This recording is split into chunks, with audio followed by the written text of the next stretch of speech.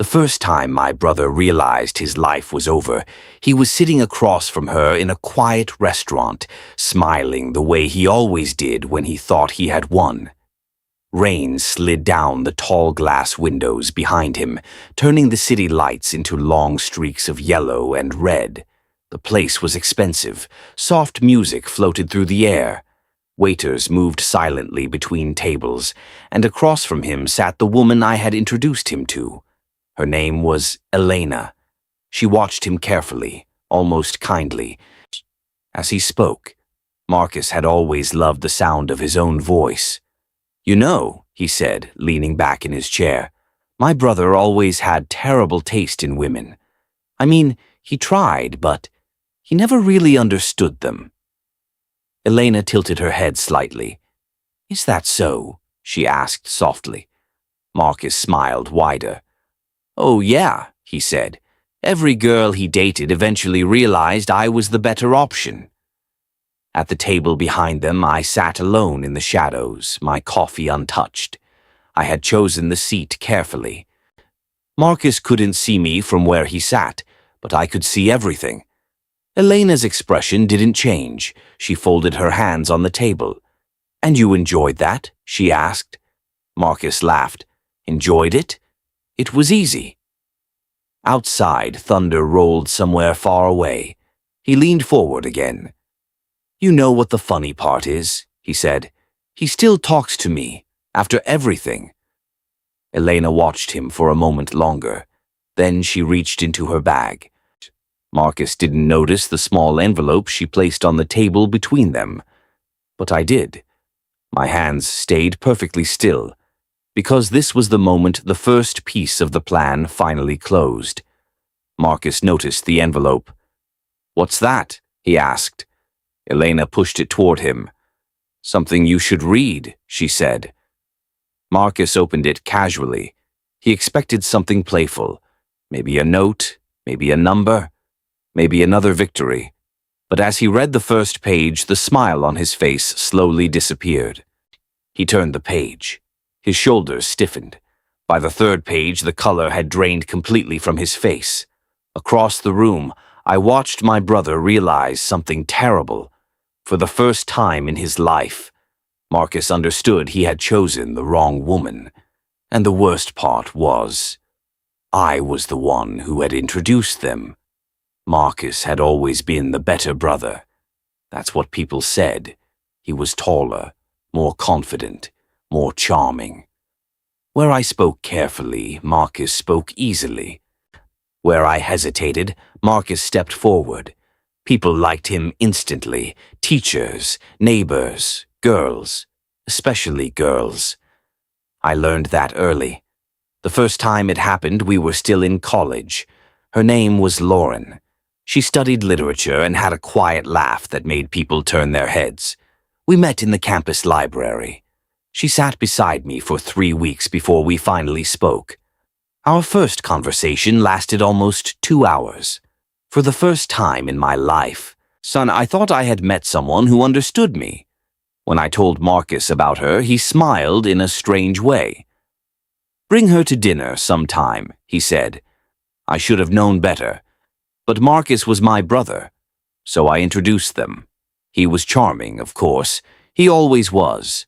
The way he spoke, the way he listened, the way he made people feel like the most interesting person in the room. Lauren laughed at everything he said. 2 weeks later, she stopped answering my messages. A week after that, I saw them walking together across campus, holding hands. Marcus waved at me like nothing had happened. "Hey," he called casually, "we should talk sometime." I never asked him about it. He never explained.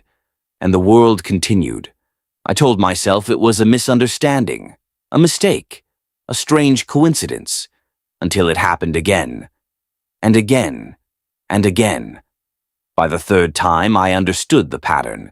The next girl was named Claire, then Julia, then Hannah. Each story followed the same quiet path. I would meet someone, slowly, carefully, and when things began to feel real, Marcus would appear. He never forced anything. He didn't need to. He simply existed near them long enough, and eventually they chose him. Sometimes they apologized, sometimes they disappeared without a word. Marcus always acted surprised. "I didn't mean for that to happen," he would say, but he never stopped it. Not once. Years passed like that. People began to notice. Friends joked about it. "You should stop introducing Marcus to your girlfriends." Marcus laughed louder than anyone. And I laughed too. Because what else could I do? You can't fight charm. You can't argue with someone choosing another person. And you can't accuse your own brother without sounding pathetic. So I stopped dating. At least publicly. Marcus continued. He dated constantly. Beautiful women. Confident women. Women who believed they had discovered something rare. Marcus was always the same. Attentive at first. Adoring, perfect. Until he became bored. Then he moved on, leaving confusion behind him like footprints in wet sand. By the time we reached our 30s, Marcus had built a reputation. Women adored him.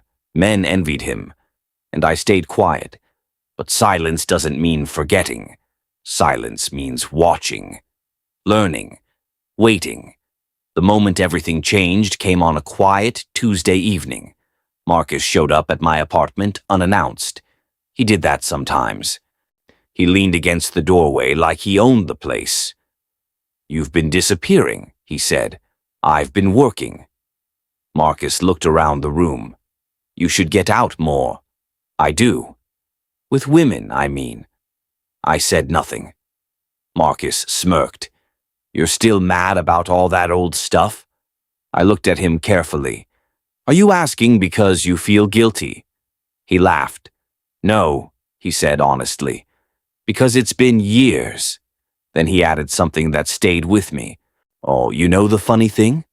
"What?" "They always came to me." He shrugged. "I never stole anything." Then he smiled again. "You just lost." He left a few minutes later. The door closed behind him softly, and for the first time in years, I stopped pretending it didn't matter, because Marcus was right about one thing. He hadn't stolen anything. People chose him, every time, and that meant if I ever wanted balance restored, I couldn't fight Marcus. I had to change the choice. That realization came quietly, but once it arrived, it never left. I spent the next year thinking about my brother, about his habits, his weaknesses. Marcus loved 3 things more than anything else: attention, admiration, and victory. He chased those feelings the way some men chase money, and like any habit, it made him predictable. That was the beginning of the plan.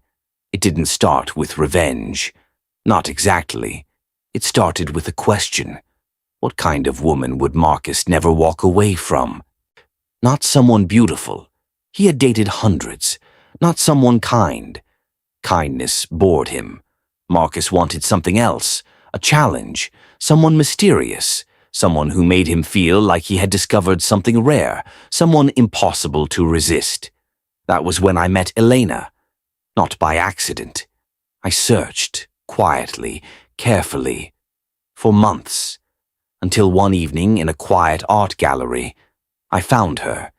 She stood alone in front of a painting, studying it like it contained a secret. Dark hair, sharp eyes, stillness that made the room feel quieter. When we spoke, I realized something immediately. Elena understood people, not casually, not socially. She studied them, and when she listened to my story, she didn't interrupt once. When I finished, she asked only one question. "Do you want revenge?" I shook my head slowly. "No," I said. "I want balance." She studied me for a long moment. Then she nodded. "That," she said softly, "takes time." Over the next several months, Elena and I met often. While we spoke carefully, patiently, like architects discussing a structure that could not collapse. Marcus remained unaware. He continued living the same way he always had, dating, winning, leaving. Until one evening, I finally told him about someone new. "You should meet her," I said. Marcus raised an eyebrow. "Oh?" "She's different," Marcus grinned. "They're always different." But something about the way I said it caught his attention. "Fine," he said. "Set it up." And that was how Marcus met Elena. Their first conversation lasted 3 hours. Marcus called me the next day. "Where did you find her?" I smiled quietly. "She's interesting, right?" Marcus laughed. "Interesting doesn't even begin to describe it." Weeks passed, then months, and something strange began to happen. Marcus stopped dating other women. He canceled plans, ignored messages, focused only on Elena. For the first time in his life, Marcus was the one chasing someone, and he loved it. But Marcus didn't know Elena the way I did. He didn't know what she had spent years studying. He didn't know the quiet places she had worked, the cases she had handled, the lives she had dismantled. Marcus thought he had found the perfect woman. What he didn't understand was something much worse. Elena had already begun studying him, his money, his habits, his past relationships, his business deals, every quiet corner of his life.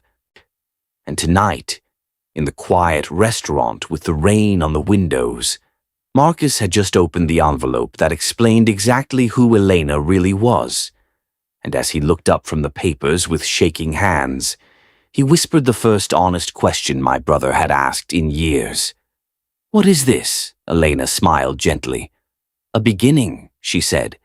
Across the room, I finished my cold coffee, because Marcus had spent his entire life taking something from me. And tonight, for the first time, my brother was about to learn what it felt like to lose everything. But the worst part was still coming. Because Marcus didn't yet know, the envelope wasn't the real trap. He had already stepped into that months ago, and by the time he understood what Elena had truly done, there would be no way out. Marcus kept staring at the papers as if the words might change if he blinked long enough. They didn't. His fingers tightened around the envelope. Across the table, Elena remained calm, almost patient, like a teacher watching a student struggle with a difficult lesson. "What is this?" Marcus asked again. His voice was quieter now, less certain. The restaurant's soft music continued as if nothing unusual had happened. Waiters moved past their table carrying plates of food. Glasses clinked softly somewhere behind them. But Marcus had stopped noticing the world. He looked at the second page again. Numbers, contracts, account records, dates, things he had never expected anyone else to see. Elena folded her hands. "It's your life," she said gently. Marcus looked up sharply. "You went through my accounts?" Her expression didn't change. "You gave me access." "I did not." Elena tilted her head slightly. "You signed the documents yourself." Marcus flipped to the last page, and there it was, his signature. Clear, perfect, real. For the first time since he opened the envelope, something close to fear moved across his face. "That doesn't make sense," he said slowly. Elena's voice stayed soft. "It does if you remember the dinner 6 weeks ago." Marcus searched his memory. Wine, a business conversation, papers he barely read, a moment he had dismissed as routine. His stomach tightened. "You said it was for your investment project," he said. "It was. But this," he lifted the papers again, "this gives you control of my holding account." Elena nodded. "Yes." Marcus leaned back in his chair, breathing slowly. Across the room, I watched him carefully. Marcus had always been confident, but confidence has a fragile edge. Once it cracks, everything changes. He looked around the restaurant briefly, as if expecting someone to step forward and explain the joke. No one did. "What exactly are you trying to do?" he asked. Elena's answer came without hesitation. Finish what you started. Marcus frowned. What does that mean? Elena leaned forward slightly. Her voice dropped lower. You built your life by taking things that didn't belong to you. Marcus laughed suddenly, but it sounded forced. You're talking about money now? No. She held his eyes. I'm talking about people. Marcus's expression hardened. That's ridiculous. Is it? For a moment, neither of them spoke. Marcus broke the silence first. Listen, he said carefully. If this is some kind of strange test, it isn't. He tapped the papers. You think you can threaten me with financial documents? Elena shook her head slowly. No. Marcus leaned forward again. Then what exactly are you doing? Elena picked up her glass of water. She took a small sip. Then she said something that made Marcus go completely still. I'm closing the distance between consequences and time. Marcus stared at her. I don't know what that means. I know. She set the glass down gently. That's why it works. Across the room, I could see Marcus's mind racing. He was trying to understand the situation using the same logic that had always protected him. Charm, control, confidence. But Elena didn't react to those things, and Marcus had never faced someone like that before. He exhaled slowly. All right, he said. Let's be clear. Elena nodded. Please. You've been digging through my finances. Yes. You've manipulated paperwork. No. Marcus frowned again. You're telling me I willingly gave you control over a major account? Yes. That makes no sense.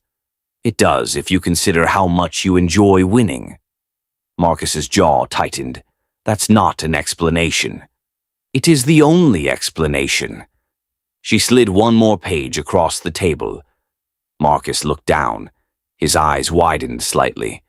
What is this? A summary. Of what? Elena spoke calmly. 3 companies you own. Marcus scanned the page. Yes. 2 properties. Yes.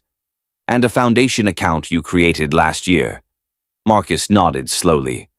Elena continued. Those assets now belong to a single financial structure. Marcus looked back up. And I manage that structure. For the first time since opening the envelope, Marcus's composure cracked. That's impossible. Elena didn't argue. She simply said, You should call your lawyer tomorrow morning. Marcus leaned forward. You think I won't? I'm certain you will. And when he tells me this is fraud, he won't. Marcus's voice dropped lower. You're making a mistake. Elena's eyes were steady.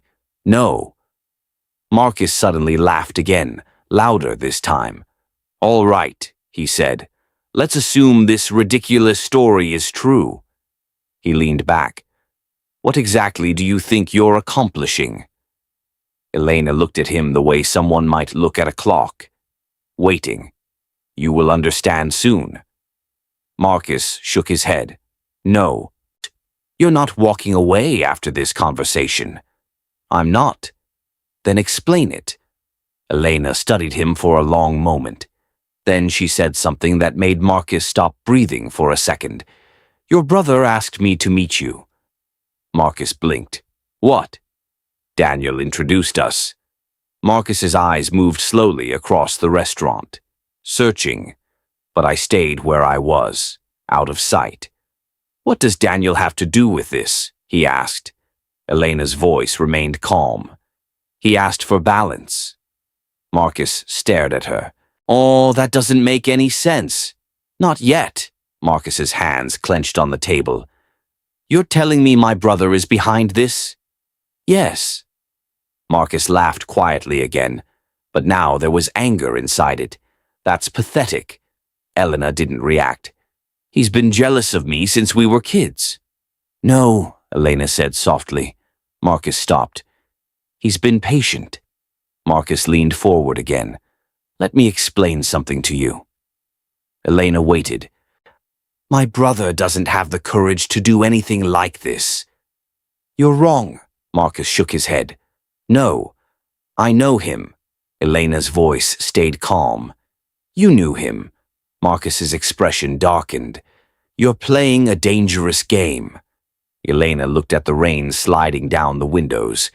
Dangerous games are usually the ones worth finishing. Marcus slammed the papers onto the table. Listen carefully, he said.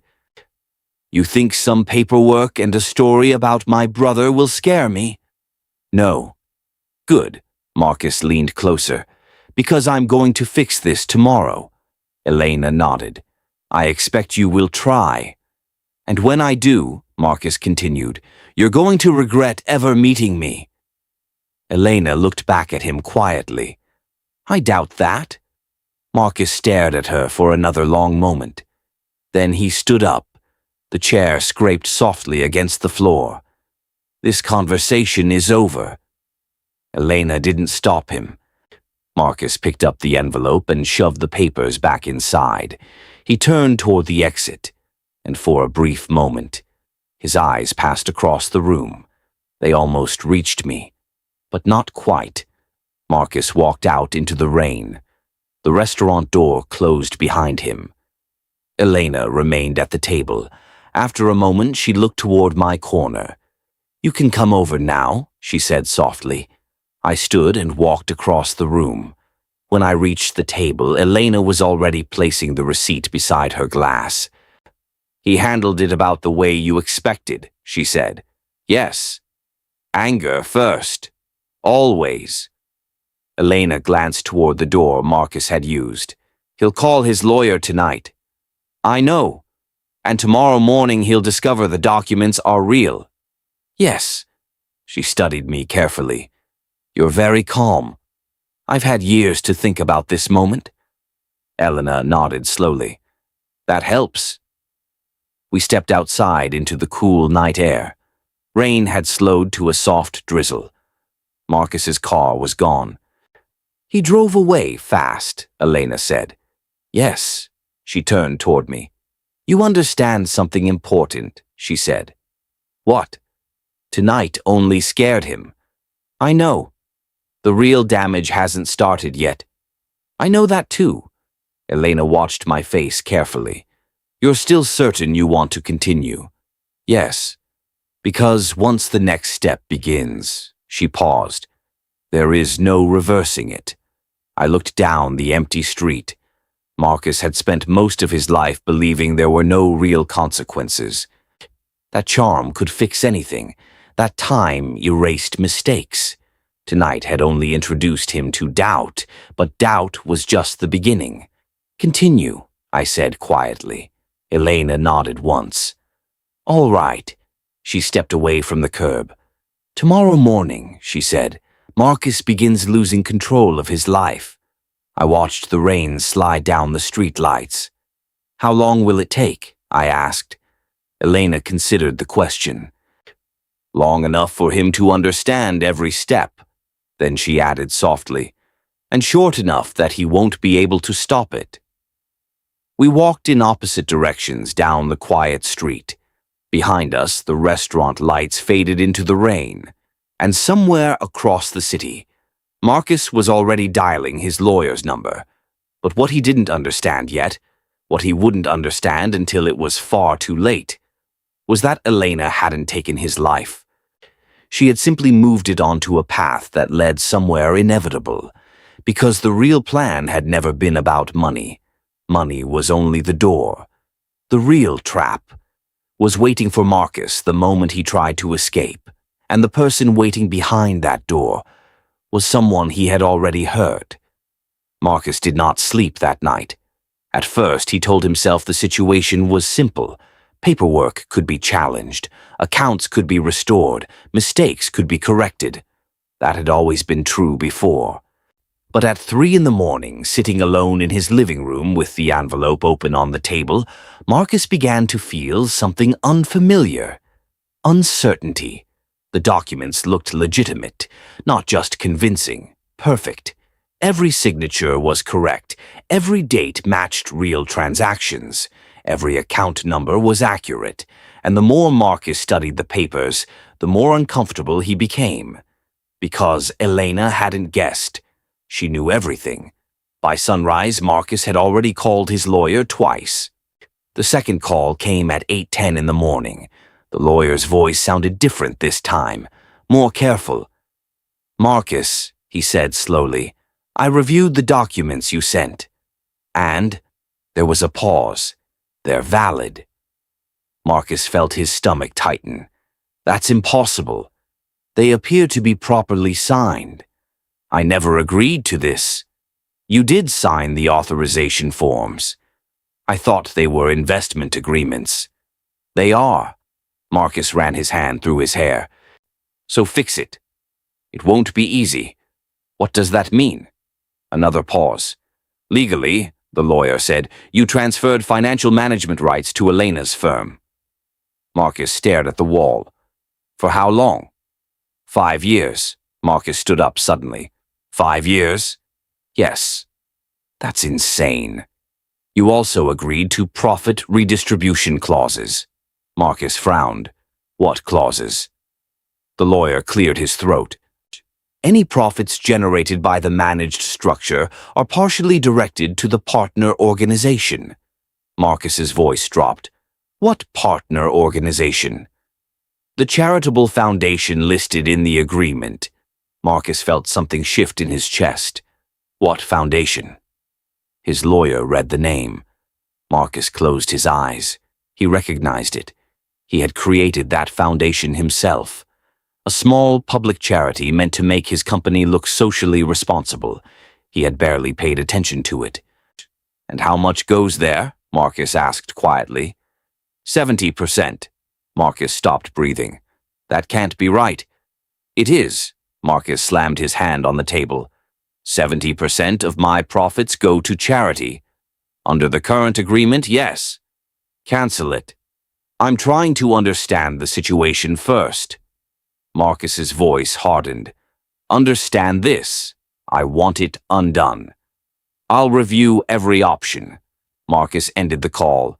For a few minutes he stood in the quiet room, trying to process what he had heard. Then he laughed. A short, sharp sound. "Elena," he muttered, "you're smarter than I thought." But intelligence wasn't enough. Marcus had survived bigger problems than paperwork. He would pressure her, threaten her, break the agreement somehow. That's what he told himself as he grabbed his coat and headed for the door. Across the city, I was already waiting for Elena in her office. The room was quiet. Large windows overlooked the gray morning streets.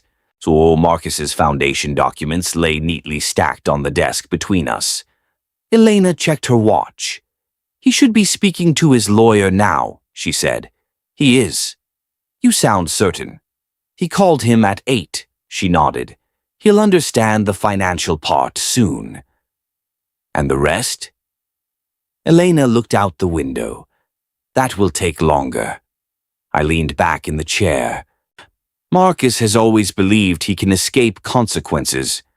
Most people like him do. He'll try to break the agreement. Yes. Can he? Elena shook her head. No. I studied the documents again. You were very thorough. That's my profession. Elena had spent years working in forensic financial investigations. She specialized in something unusual, not catching criminals, but revealing the quiet systems they built to protect themselves. Marcus had unknowingly walked straight into her world. Once he realizes he can't cancel the agreement, I said, what happens next? Elena turned back toward me. Then the second part begins. Which is? She didn't answer immediately. Instead, she picked up a folder and slid it across the desk. Inside were photographs. Women. Different faces, different places. But every photo had something in common. Marcus stood beside each of them. Your brother leaves patterns everywhere, Elena said softly. I looked at the pictures. Lauren, Claire, Julia. on Hannah, and many others. Marcus's past had never been hidden, just ignored. Elena continued. Several of these women experienced serious financial or emotional harm connected to Marcus. I nodded slowly. I know. You told me some of their stories. Yes, she tapped the folder, but I spoke with them personally. I looked up. All of them? Most. And they were very willing to talk. Marcus had spent years believing those relationships were meaningless, temporary, forgettable. But Elena had treated them differently. She treated them as witnesses. What did you tell them? I asked. The truth. That Marcus might finally face consequences? Yes. I closed the folder. Marcus didn't know it yet, but the trap was already closing around him. At noon, Elena's phone vibrated. She glanced at the screen. He's calling. I smiled faintly. Put it on speaker.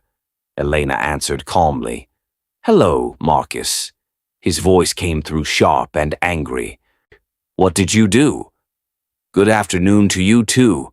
Don't play games with me. I'm not. My lawyer confirmed the agreement. Yes. Marcus's voice lowered. You tricked me. No. You manipulated paperwork. No.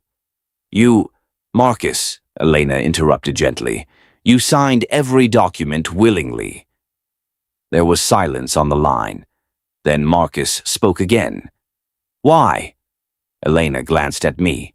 Then she answered, because actions eventually meet consequences. Marcus laughed bitterly. You think charity donations are consequences? This is only the beginning. Marcus's tone hardened. Listen carefully. I'm going to dismantle this agreement. You can try. And when I do, I'm coming after you. Elena remained calm. You're already trying. Marcus hesitated. What does that mean? It means you haven't checked your email yet. The line went silent. A few seconds passed. Then Marcus spoke again. His voice sounded different now. What is this? Elena folded her hands. Your second problem. Marcus's breathing grew heavier. These are complaints. Yes. From former partners? Yes. How did they? They contacted my office. Marcus's voice rose slightly. You're encouraging them to sue me? I'm informing them of their rights. Another long pause. Marcus spoke again. Daniel put you up to this? Yes. Why? Elena looked at me before answering. Because he believes balance matters. Marcus laughed again, but it sounded weaker. You're trying to destroy me? No. Elena's voice stayed soft. You did that yourself. The call ended abruptly. For a moment, the office was silent. Then Elena exhaled slowly. He's beginning to understand. I looked out at the gray city streets. Marcus had spent his life moving quickly, winning quickly, forgetting quickly. But Elena had slowed everything down. Every action he had taken was now returning to him.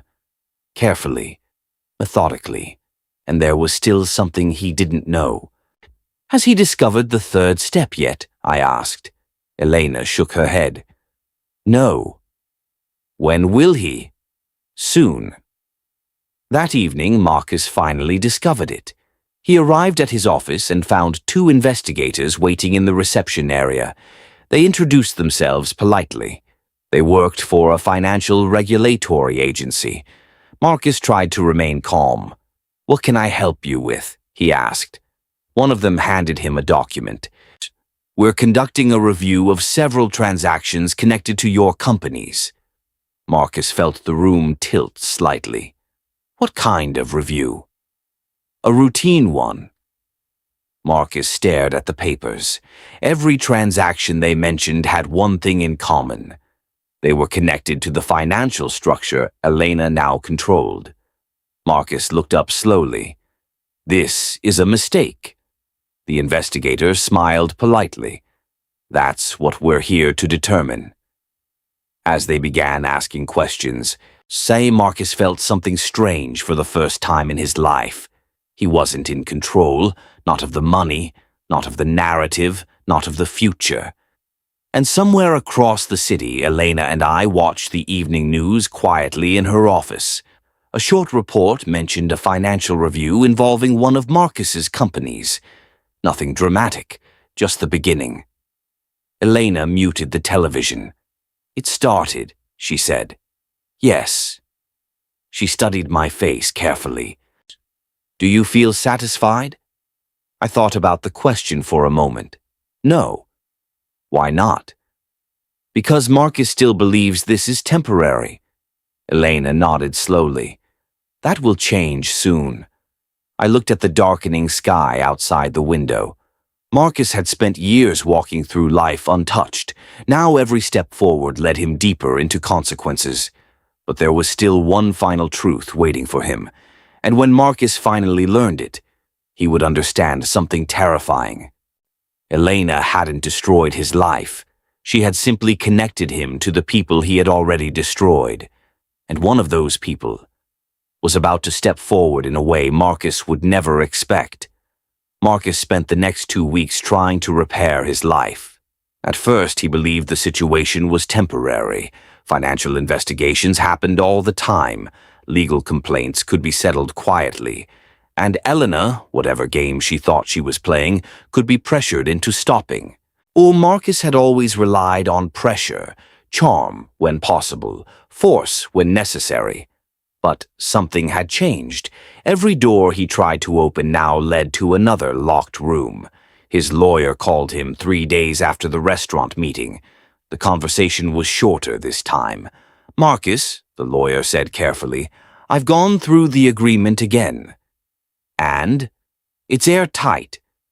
Marcus leaned back in his office chair. "Then find a flaw." "There isn't one. That's impossible. It was written by someone who understands financial law extremely well." Marcus said nothing. The lawyer continued. "And even if we challenge it, the investigation that's now underway complicates everything." Marcus's voice hardened. "What investigation?" "You know which one." Marcus stared at the city through the tall glass windows of his office. "They're just reviewing transactions." "Yes? But until that review is finished, any legal action could draw more attention." Marcus understood what that meant. The system Elena had created around him wasn't loud. It wasn't dramatic. But it was tight, like wires slowly pulling in different directions. "You're telling me to wait?" Marcus asked. "I'm telling you not to make things worse." Marcus ended the call without responding. For the first time in years, he felt trapped inside his own success. His companies still existed. His money still moved. But he no longer controlled the flow. Elena did. And worse than that, Marcus had started receiving messages, not threats, not insults, messages, from women he hadn't spoken to in years. Some of them were polite, some were angry, some simply asked questions. But every message reminded Marcus of something he had never considered before. People remembered. Marcus had always believed the past disappeared once he walked away. Now it was returning, one conversation at a time, one memory at a time. The calls started slowly. Then they increased. Claire, Julia, 2 others he barely remembered. They weren't asking for revenge.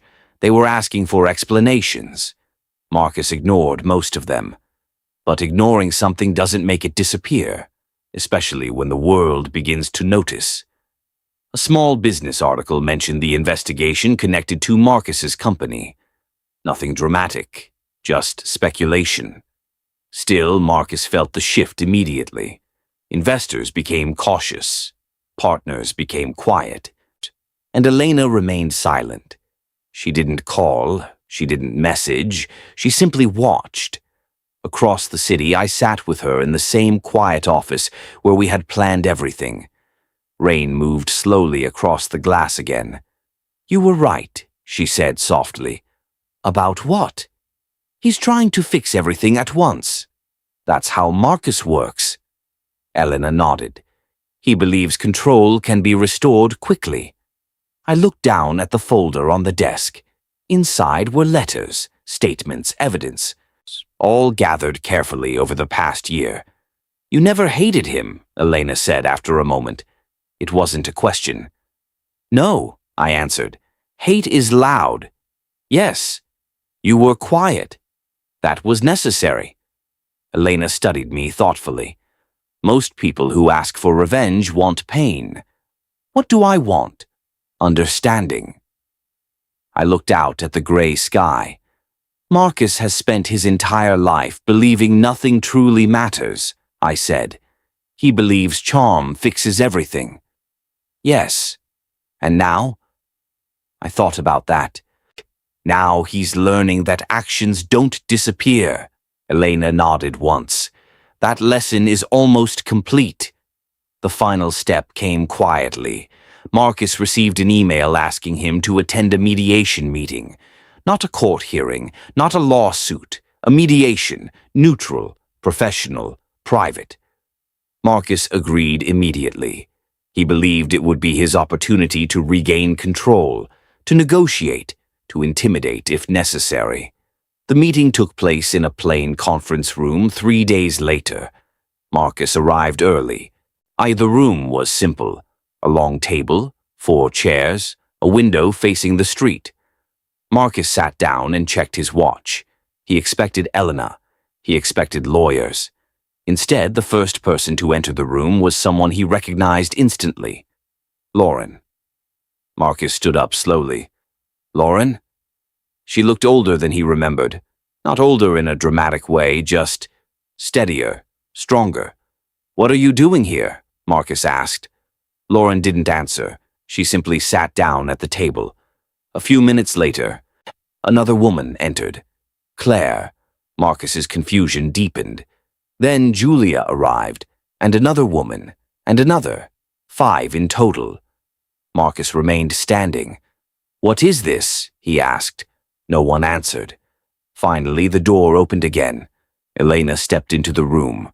Marcus's voice sharpened immediately. You set this up? Yes. What is this supposed to be? A conversation. Marcus laughed bitterly. This is ridiculous. Elena sat down calmly. Is it? Marcus looked around the room. You dragged people from my past into this. They chose to come. Marcus shook his head. You think this is justice? Elena's voice remained soft. No. Then what is it? Recognition. Marcus frowned. Recognition of what?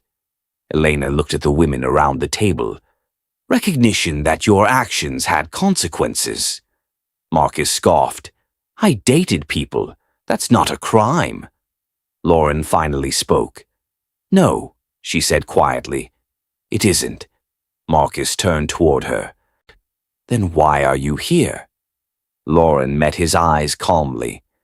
Because when you left, you didn't just leave. Marcus frowned. I don't understand. You convinced me to invest in your first company, Lauren said. Marcus blinked. That was years ago. Yes, and the company collapsed. Marcus shrugged. Startups fail. You knew it was collapsing when you asked me to invest. Marcus said nothing. Claire spoke next. You asked me to leave my job and move to your city, she said. Marcus turned toward her. You wanted that. I wanted a future. Claire's voice stayed steady. You disappeared 3 months later. Julia leaned forward slightly. You told me you loved me, she said. Marcus exhaled. People say things. Julia nodded slowly. You convinced me to sell my apartment so we could start a business together. Marcus felt the room closing around him. He looked at Elena. This is manipulation. No, Elena said calmly. This is memory. Marcus's voice rose. You're turning personal relationships into accusations. Elena shook her head. No one here has accused you of a crime. Marcus pointed at the women. Then what is this? Elena answered quietly. Balance. Marcus laughed again. You think this ruins me? No. Then what's the point? Elena leaned forward slightly. The point is understanding. Marcus's voice dropped lower. Understanding what? That everything you built came from the same habit. Marcus stared at her. You took what people offered without considering the cost. That's life. Yes, Elena said softly. It is. Marcus looked around the room again. So what now? Elena folded her hands. Now you live with the results. Marcus scoffed. That's it? Yes. No lawsuit?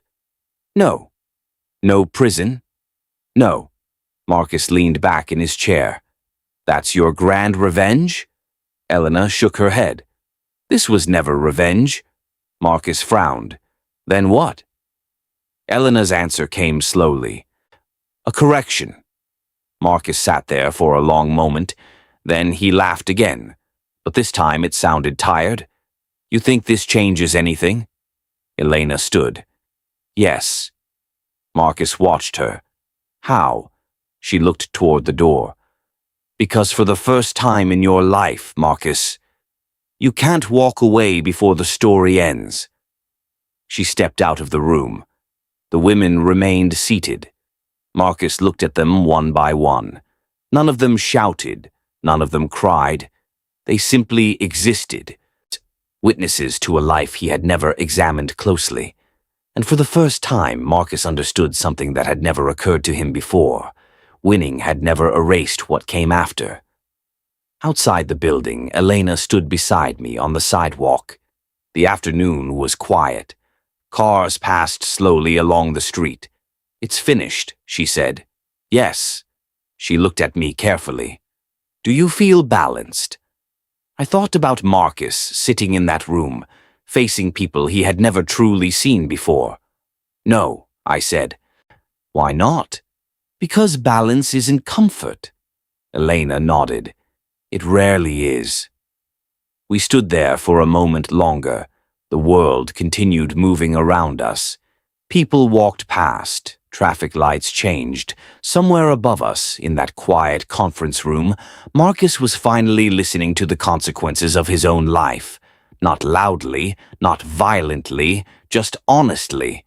And that was enough, because justice didn't need to destroy him.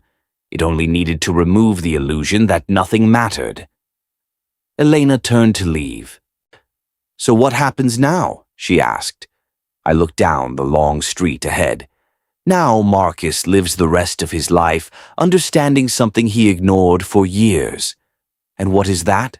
I answered quietly. That every choice leaves a mark somewhere. Elena nodded once.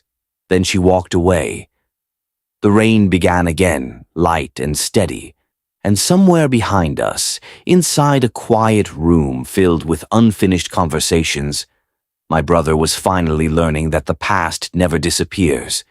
It only waits until the moment someone is forced to see it clearly. Justice had arrived, not loudly, not cruelly, but inevitably. And the world continued, slightly corrected. Subscribe to Justice Tales Unveiled for unforgettable stories where silence speaks, truth emerges, and justice always finds its way.